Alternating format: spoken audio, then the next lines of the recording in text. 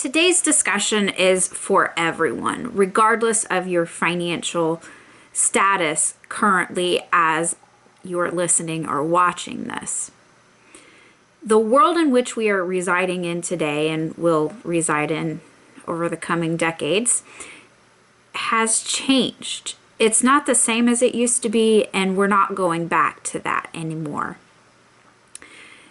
As such, we all need to have a certain mindset, and it needs to be a mindset not of victim, but of overcomer.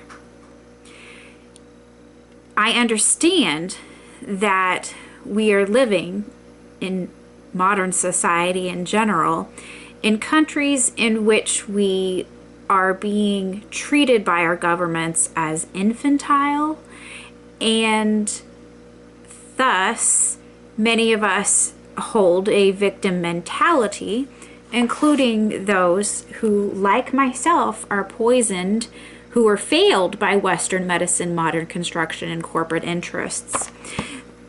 A victim mentality is not going to offer you any benefit. It's only going to harm you. And it is a choice. Yes, I'm a victim, sure, but I'm an overcomer. That's my mentality, not as of a victim. The book that I just showed you, 99 cents for the ebook, you can get it anywhere, including from your library. The ebook or the paperback copy you can obtain from any library. Just request it. This book, Poisoned, shares the journey in which my husband and I were on, in which we were just from one rental to another, from one problem to another. And this is the reality of the world in which we're living in today. Now, it's going to be different for everyone, but with insane weather events becoming the new normal, if you live in a hurricane-prone zone, you might want to get out of there. If you live in an earthquake-prone zone, you might need to get out of there. If you live in an urban area, there's rioting, increasing crime. These sorts of issues are going to be increasingly common in this world as time marches on. Now, some of you, very few of you, but some of you are like me, and you haven't actually been able to leave your property for many years due to the toxicity of this world. And so you might want to consider a trailer. You might want to consider, well, what if there is a wildfire? Do I just stay? These are things to consider if you are in such situations as I am. I'm canary in a coal mine. Please heed my warning cry as to what the usage of non-native EMFs, really radio frequencies for me are highly problematic, and the utilization of pharmaceuticals, trusting the so-called experts who are indoctrinated by the multinational corporations that run this world. If you trust them, you'll end up poisoned, and it's not going to go well.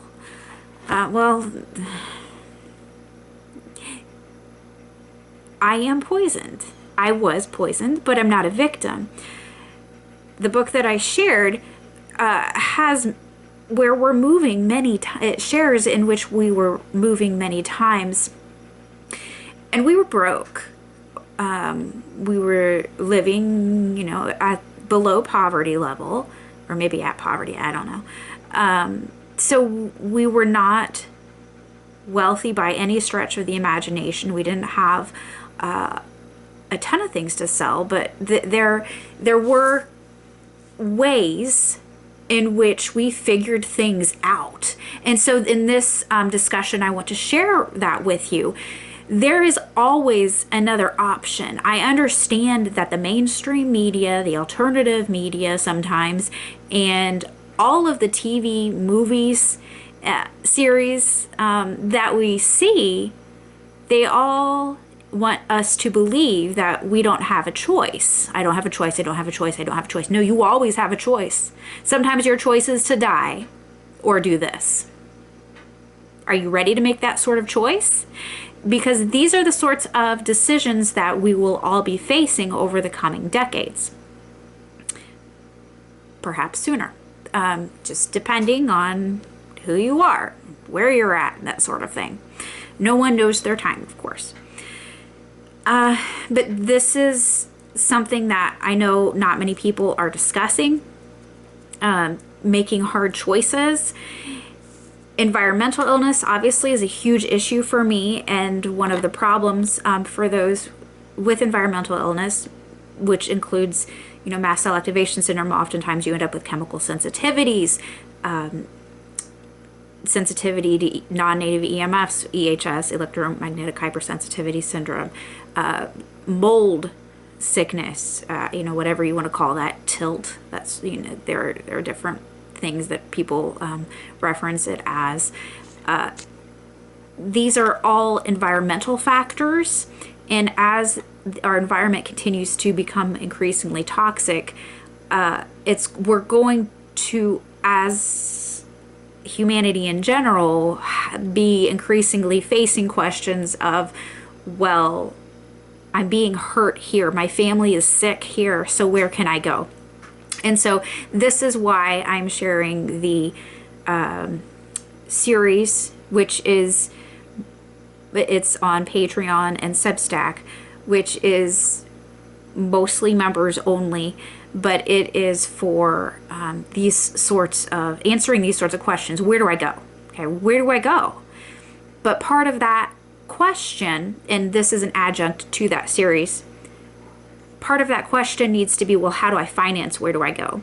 Because if you are very sick, if you've got environmental illness and that sort of thing, the chances are high that you're going to not be wealthy. And of course, with financial insecurity and all these sorts of things, who knows what sort of resources you'll have at hand. So with all of that out of the way, just remember, there's always a way out. There's always hope. I will link below to my article, Holding On to Hope When Your Doctor Gives Up, because I was sent home to die many times. This discussion will not cover moving out of the country. However, spoiler alert, for the Finding Healthy Land series, I'm just going to tell you right now, the United States, Canada, Western society in general is going to be the worst, some of the worst places to be. With that said, my husband and I live in the United States. We're not leaving. But like I said, I can't go anywhere anyways. Even if we could, we wouldn't leave the U.S. Most likely.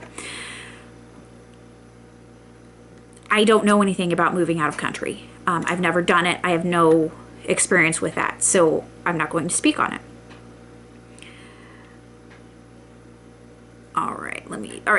But before I say anything, so that we don't get sued, this is not professional advice. Consult any relevant professional on any of these questions, on any of these issues. Continue the satire. Consider this satire, if you will. But just keep in mind that you're going to need to have the proper mindset to ask and answer a lot of tough questions in the coming years. So first of all, if you have determined that you need to get out of Dodge for whatever reason, you need to reject others' judgment. Don't care. Whether it's family members, good friends, whomever, they don't live your life. They don't know your situation. They most likely don't understand what it's like if you are living in mold, and realize that's the problem. If you're living in an area where laundry products are assaulting you, if you are living in a so-called smoke-free apartment and smoke is getting in, that sort of thing, you have to just reject and not care about what other people think. And there's a spider that just landed there. Lovely. Secondly, after rejecting others' judgment, I've already touched on this. You need to have a survival mindset. What matters? Well, number one, your health and your life matter, and that of your family matters. And the safety, as I've mentioned already, crime is increasing and has increased in many cities. So you may need to consider leaving the city. I actually have a section in my land series on, well, do you live in the city? Should you leave? Should everybody go move to the country? Should everybody go, live in a woods or whatever, like we do? I have a section on that. So, but what matters? Health and safety is what matters. And that's what it all boils down to. Health and safety. Safety also includes safety from natural disasters, and I will be discussing that in the land series, but natural disasters, you won't be safe from all of them anywhere. All right, or natural or so-called natural, okay, disasters. Once you have rejected others' judgment and embraced a survival mindset, you need to evaluate your assets, obviously. If you have limited financial assets, okay, what can you sell? Do you have 2 cars for 2 people? Sell a car. We did that at one point. If you have stuff, sell your stuff. If necessary, what bills can you skip? We did that. We walked away from a mortgage. We walked away from, actually, we sold the car and then paid off the rest of the car payments. What are you willing to walk away from? Are you willing to walk away from your house? Are you willing to walk away from your car? Are you willing to wreck your credit? These are questions that you need to ask. Again, there's no judgment here, except if you are saying, I have no choice. I have no choice. I have no choice. You always have a choice. Sometimes sometimes you have more than 2 choices.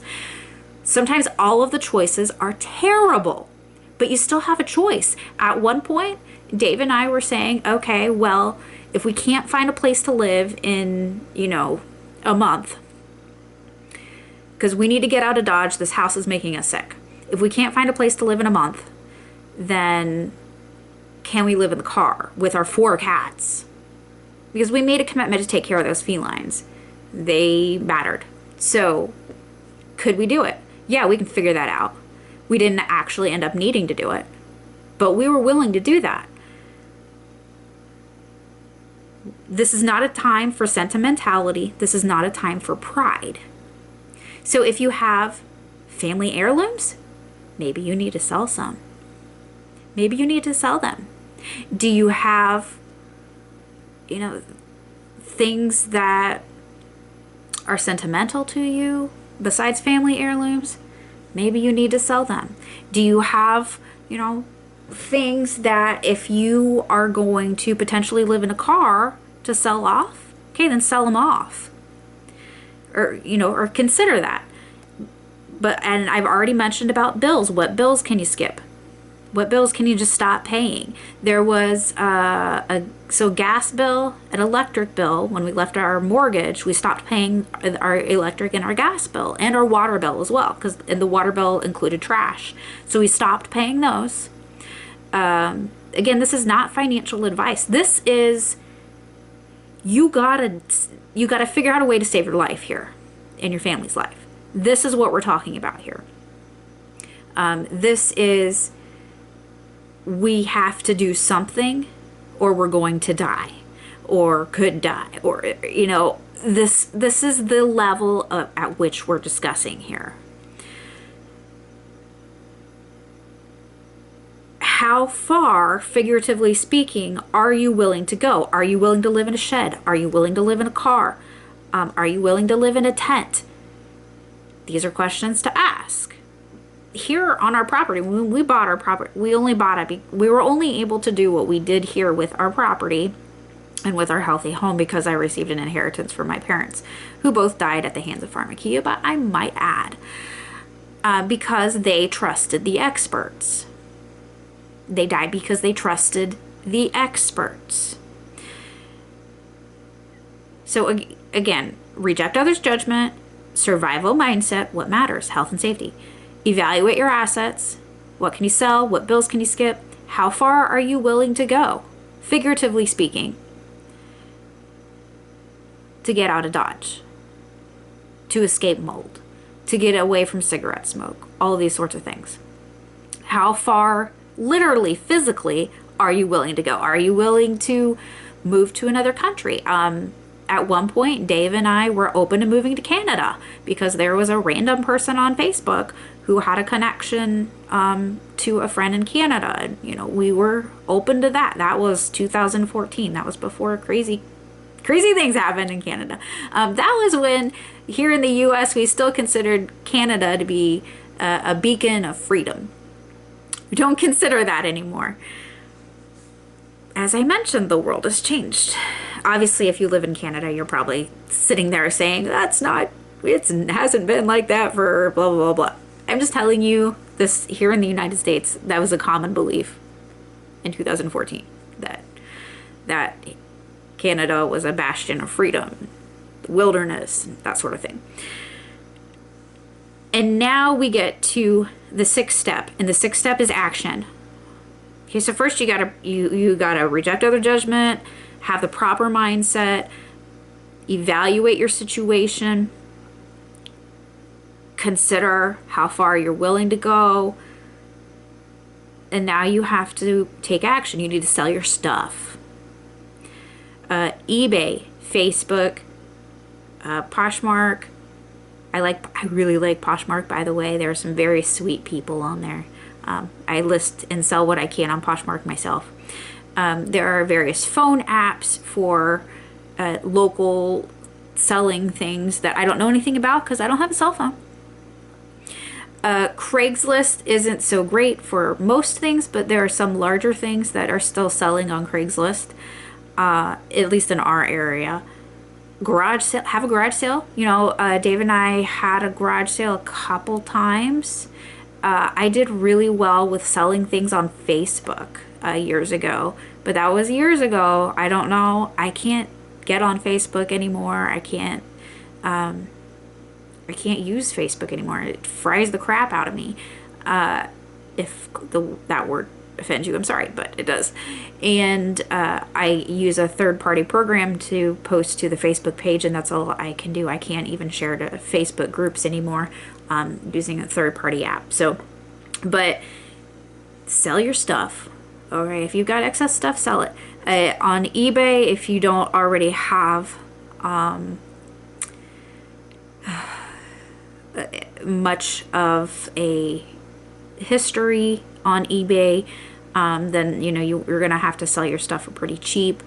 One of the keys that I have found to eBay is to list a new thing daily, and people buy broken things, broken appliances, broken tools. You list them for parts. People buy that stuff. I know it's weird, but they do. So you can sell all sorts of things on eBay, but do make sure that you know what is permitted and what is not, because there are things that are not permitted to be sold on there. This, by the way, is my homemade electrolyte drink. All right, because people often ask me what I'm drinking and various things. Spread a net. Now, so you're selling your stuff, most likely. You're selling some stuff. That's just the fact of the matter. Don't price things sentimentally. Price things realistically. The cheaper you list it, then the faster it gets sold. Spread a net. So who knows? You know, it obviously depends on what you're looking for. So if you're looking for a rental, then you spread a relevant net in that regard, wherever you're looking to go to. Turn the page. Yeah, whatever's relevant to your decision as to where to go. If you're looking for a place just to pitch a tent, then look accordingly. Spread your net. Craigslist, we found a couple places on Craigslist by spreading a net on there. We moved down to southern Indiana after posting on Craigslist. I mean, I spread a net, and when I say spread a net, I mean spread a net. So with Craigslist, I posted in Indiana. We live in Indiana. We've always lived in Indiana. I posted on Indiana. I posted on Illinois. I posted to Ohio, to all of the different Craigslists. I posted the same thing, saying this is what we're looking for.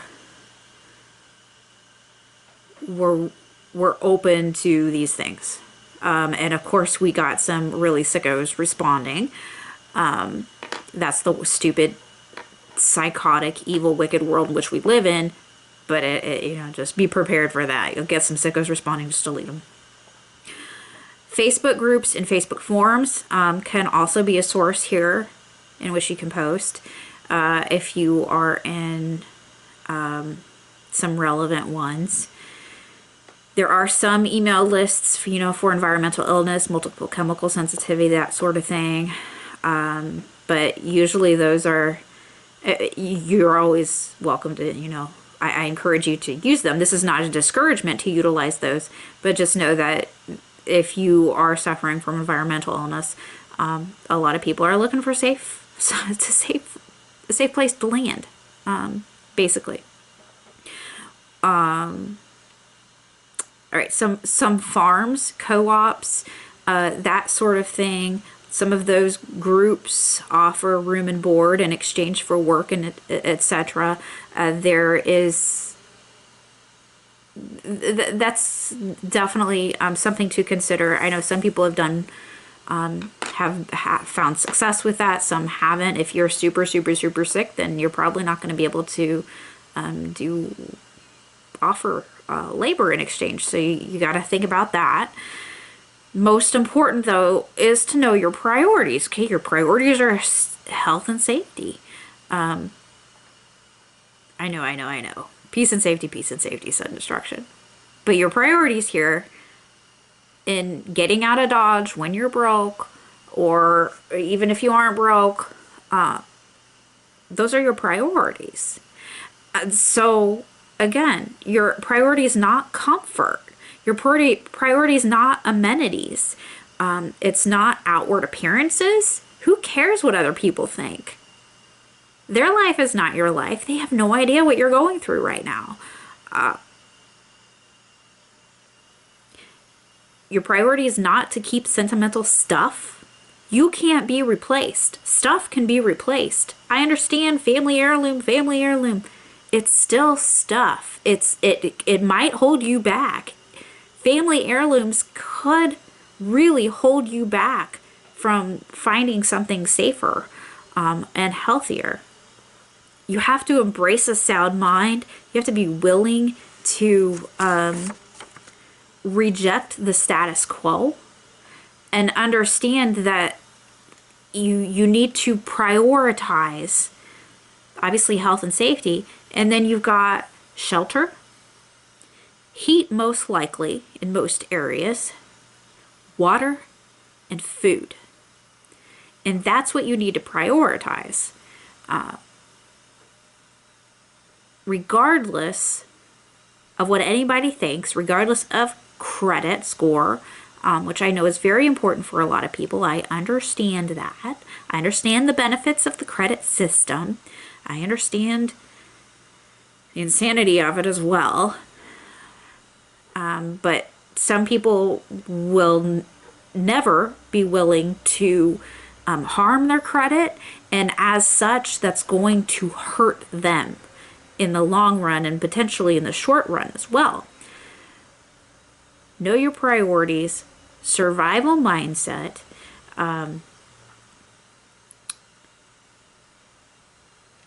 one thing that I neglected to mention in regards to if you're renting, be sure you have a paper trail if you're walking away from a rental agreement. If you are, if there is a history of crime, and that's why you're leaving, then you need to document that. You need to be sharing your concerns in a written form with your landlord repeatedly. You need to have a paper trail. The same thing if it's supposed to be a smoke-free apartment and people are smoking and it's making you sick. Take pictures of, if mold's the problem, take pictures, document, and keep that documentation. There may be some limited groups in your area to offer assistance. Most states here in the United States are landlord states. That means that if there are any disagreements, that the landlord is typically going to win. However, if you have overwhelming documentation, such as I had for many years, if you keep overwhelming documentation of the problems that you're having and the lack of action or the insufficient action of a landlord, then that can absolutely benefit you. And also knowing the laws, not mandates, laws, knowing the laws of where you are, that you, and using that and writing that in letters to your landlord saying, well, these are the issues, and also I'm covered by Section 504 or of the Americans with Disabilities Act, or I'm covered by this legislation. This is likely, and you're likely going to have to do the legwork on that yourself, because lawyers are expensive, and public defenders and whatnot, those options are very limited as far as how much they can help you, because they're doing it, pro bono. Some landlords will take you to court about it, but a lot of them won't. We had to walk away from a number of apartments. We had to flee a number of apartments because they would have killed me. But I had that documentation. I knew what the laws were, and I had already documented in my letters to the landlord what the laws were and what my rights were according to those laws. So I know this has been a bit longer than maybe you would prefer, but there was a lot of information that I needed to communicate to you in this video. I hope it has been effective. I hope it is helpful to you.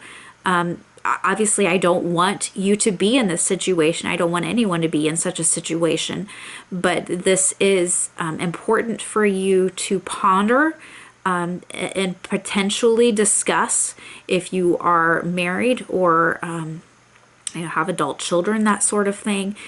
This is important to potentially discuss with them if they are open-minded and see the chaos of the current world system and what is to come. Thank you so much for being here. Please give this video a thumbs up because we're super censored everywhere. Have a most beautiful and blessed day. Be sure to sign up for our free newsletter. It's sent out via Substack, and it goes out once a week or less. Take care.